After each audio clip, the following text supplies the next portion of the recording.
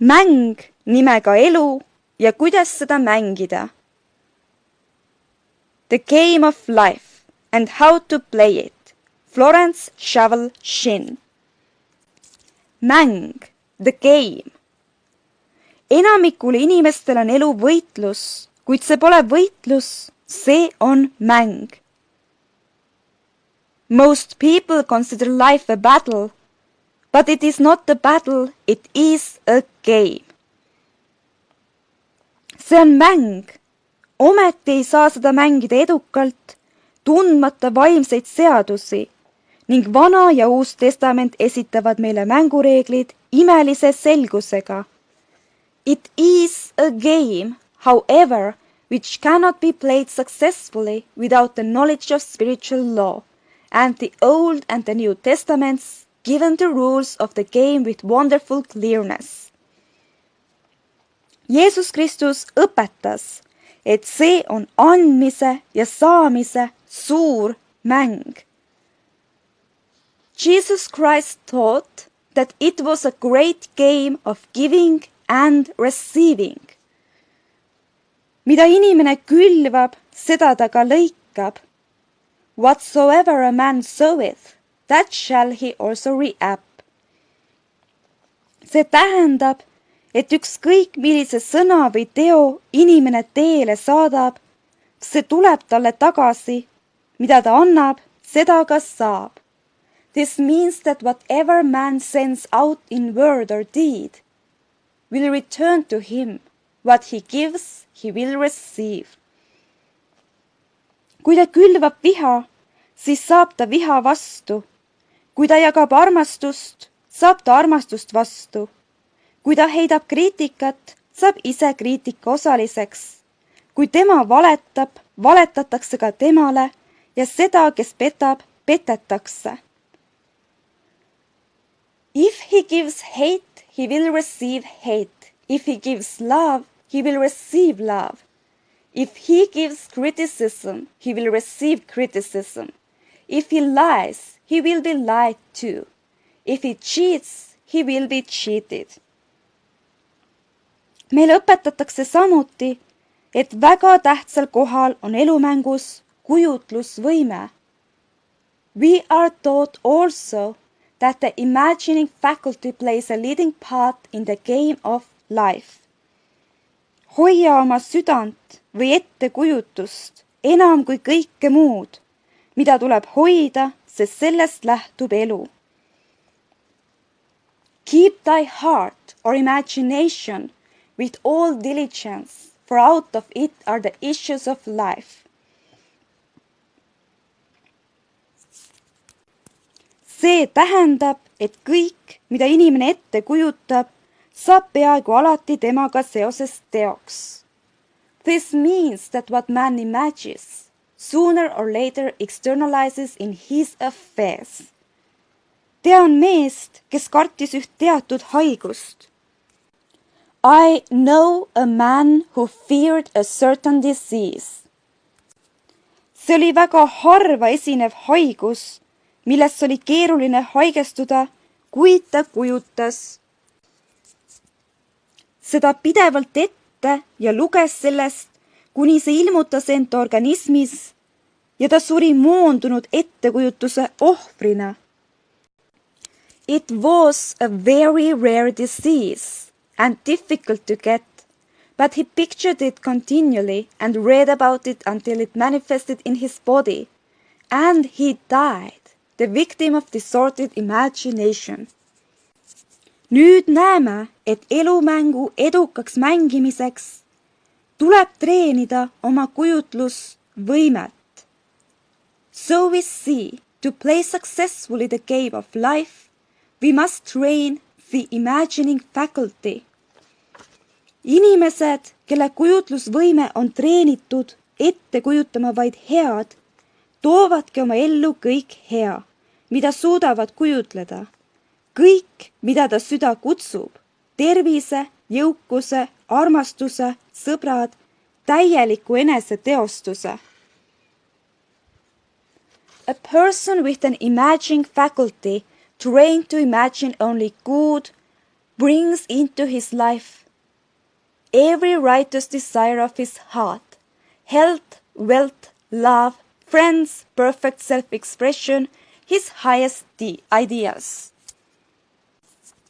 Kujutlusvõimet on nimetatud ka teadvuse käärideks, mis pidevalt päevast päeva lõikab välja pilte, mida inimene vaimusilmas näeb, ning varem või hiljem kohtub ta oma väljamõeldistega välismaailmas. The imagination has been called the scissors of the mind, and it is ever cutting, day by day, the pictures man sees there, and sooner or later he meets his own creations in his outer world. Kujutlusvõime edukaks treenimiseks peab inimene mõistma, kuidas tema teadvus töötab. Tunne iseennast, ütlesid Vana-Kreeka filosoofid. To train the imagination successfully, man must understand the workings of his mind. The Greeks said, know thyself.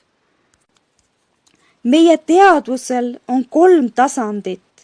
Alateadvus, teadvus ja üliteadvus. There are 3 departments of the mind, the subconscious, conscious and superconscious. Alateadvus on lihtsalt jõud ilma suunata. The subconscious is simply power without direction.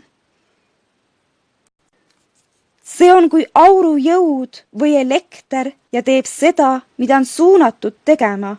Tal puudub indutseerimisvõime. It is like steam or electricity, and it does what it is directed to do. It has no power of induction.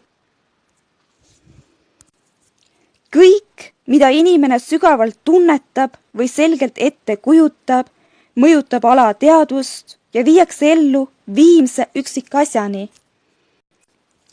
Whatever man feels deeply or imagines clearly is impressed upon the subconscious mind and carried out in minutest detail. Näiteks teeskles üks tuttav naine lapsena alati, et ta on lesk. For example, a woman I know, when a child, always made believe she was a widow. Ta rõivastus musti rõivaisse ja kandis pikka musta loori.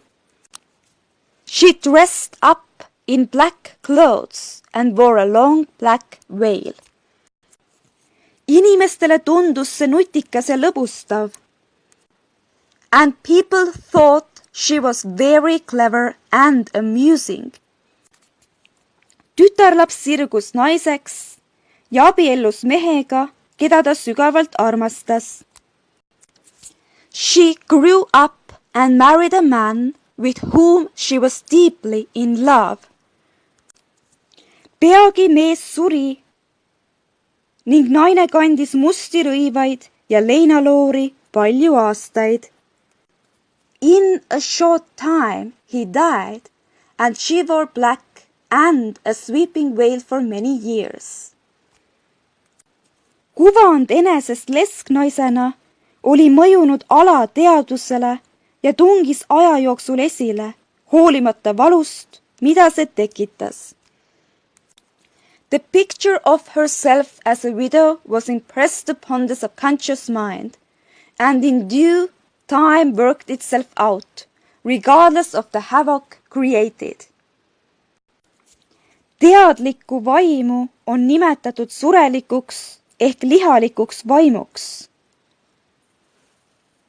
The conscious mind has been called mortal or carnal mind. See on inimlik mõtteviis ja näeb elu niisugusena, nagu see avaldub. It is the human mind and sees life as it appears to be. See näeb surma, katastroofe, haigusi, vaesust ja igat liiki kitsendusi ning mõjutab alateadvust. It sees death, disaster, sickness, poverty, and limitation of every kind, and it impresses the subconscious. Üliteadvus on Jumala vaim iga inimese sees ja see on parimate ideede riik. The superconscious mind is the God mind within each man and is the realm of perfect ideas.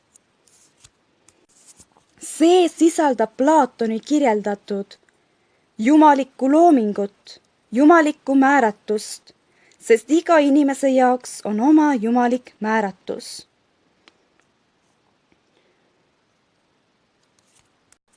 In it is the perfect pattern spoken of by Plato, the divine design, for there is a divine design for each person. Ära jäta hooletusse vaimu andi, mis sulle anti ennustuse läbi, kui vanemad panid oma käed sinu peale. There is a place that you are to fill, and no one else can fill, something you are to do, which no one else can do. Selle kohta on üliteaduses suurepärane pilt. There is a perfect picture of this in the superconscious mind. Tavaliselt vilksatab see läbi teadvuse kui kättesaamatu ideaal, mis on liiga hea, et olla tõsi. It usually flashes across the conscious as an unattainable ideal, something too good to be true. Tegelikult on see inimese saatus või ettemääratus, mis välgusähvatusena saabub talle ta enda sisemiselt kõik teadjalt.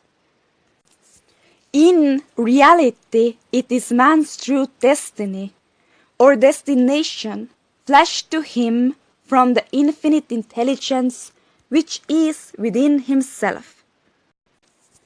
Ometi ei ole paljud inimesed teadlikud oma tõelisest saatusest.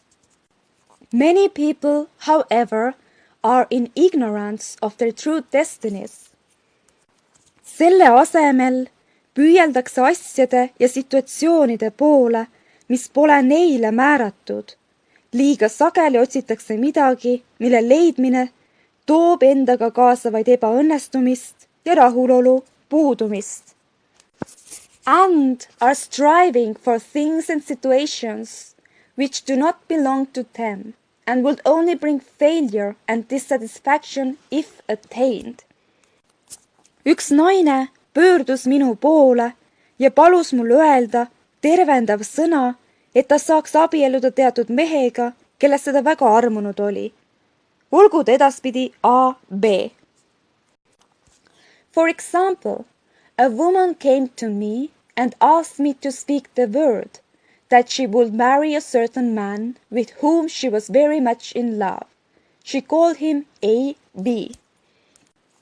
Vastasin talle, et see oleks vaimsete seaduste kuritarvitamine, kuid ma võiksin öelda sõna õige mehe ehk ettemääratud valiku eest, kes talle jumaliku õigusega kuulus. I replied that this would be a violation of spiritual law, but that I would speak the word for the right man, the divine selection, the man who belonged to her by divine right.